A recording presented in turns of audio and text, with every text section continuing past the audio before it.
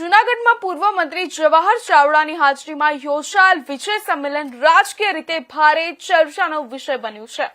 લુસાડામાં યોજાયેલા કાર્યક્રમમાં તેમણે પોતાના આગવા અંદાજમાં વિરોધીઓને જડબાતોડ જવાબ આપ્યો। વંથલી તાલુકાની કણઝા સીટ પર આપના ઉમેદવાર પ્રવીણ ચાવડાની ભવ્ય જીત બાદ તેમના ફાર્મ હાઉસ ખાતે આ વિજય સંમેલન યોજાયું હતું, જેમાં મોટી સંખ્યામાં સમર્થકો જોડાયા હતા। આ પ્રસંગે જવાહર ચાવડાએ ધારદાર પરંતુ સભ્ય ભાષામાં વિરોધીઓ પર આકરા પ્રહાર કર્યા। તેમણે ઉંદર અને દીપડાની ઉપમા આપતા જણાવ્યું કે ઉંદરડાને દીપડો બનાવ્યો હતો, હવે ફરી દીપડાને ઉંદર બનાવી દીધાનો દાખલો આપ્યો છે। તેમણે વધુમાં જણાવ્યું કે તમે શાંતિથી અને નિષ્ઠાથી જે કામ કરી બતાવ્યું છે તે બદલ આપ સૌ અભિનંદનના હકદાર છો। સાથે જ મહાત્મા અને ઉંદરની વાર્તા દ્વારા તેમણે સંદેશ આપ્યો કે સત્યનો હંમેશા વિજય થાય છે, ભલે સામે સત્તા અને અહંકાર કેમ ન હોય। આ ચૂંટણીમાં ભાજપના અગ્રણીના પરિવારજનોની હારને લઈને પણ રાજકીય ચર્ચા ગરમાઈ છે। તમારો બધાનો ખૂબ ખૂબ ખૂબ આભાર। હું નાનો હતો ને તે વખતે એક વાત સાંભળતો હતો આપણા સમાજની દેવાય ગોદર એ વખતના આપણા બાપા ઉપર થયેલી એની વાતો હું સાંભળતો ત્યારે મને વિચાર આવતો કે રાહ રાખીને વાત કરો એટલા ઇશારામાં પણ સમજી શકાય છે।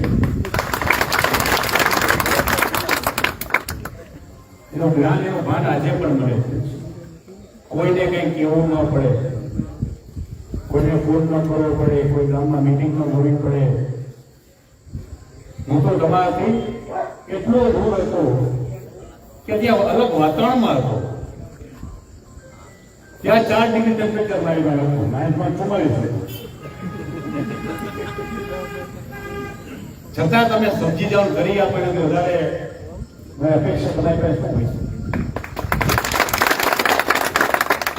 તમારો બધાનો ખૂબ ખૂબ આભાર। એક નાની વાત કે હું મારી વાત પૂરી કરતી છે।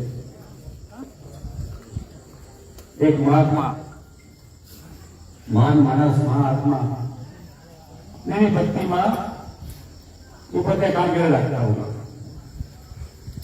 તમે એ પૂજા કરતા હતા અને કુંદરડો આવી તો બાપુ કાંઈ નથી, મને બિલાડીની બીક લાગે છે। તો હું શું કરું કે તમે એવું કંઈ કરો, બિલાડીની બીક લાગે, મને બિલાડી કરી લો। બાપુ દયા આવી, બાજુમાં પાણી કરી ઉપાડીને મજા કરવા માંડી। 5 દિવસ પછી પાછી આવી કે મને બીક લાગે છે। બાપુ કે શું થયું? કે મને કૂતરાની બીક લાગે છે। બાપુ કે હવે હું શું કરું? કે મને કૂતરો બનાવી તો શાંતિ થઈ જાય।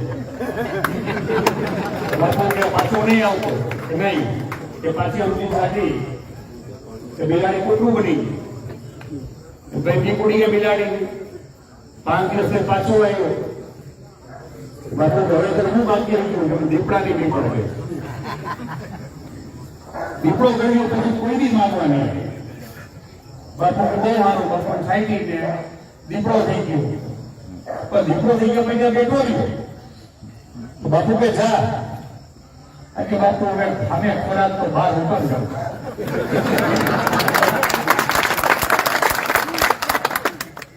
બાપુ કે બહુ થઈ ગયું, આ તો આ ધંધો મેં ખોટો ખોટો।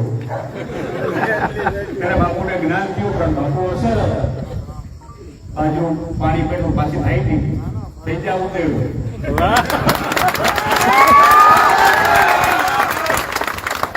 તમે જે ઉંદર મને દીપડો બનાવ્યો તો દીપડામાં પાછું ઉંદરડું કરી દીધું।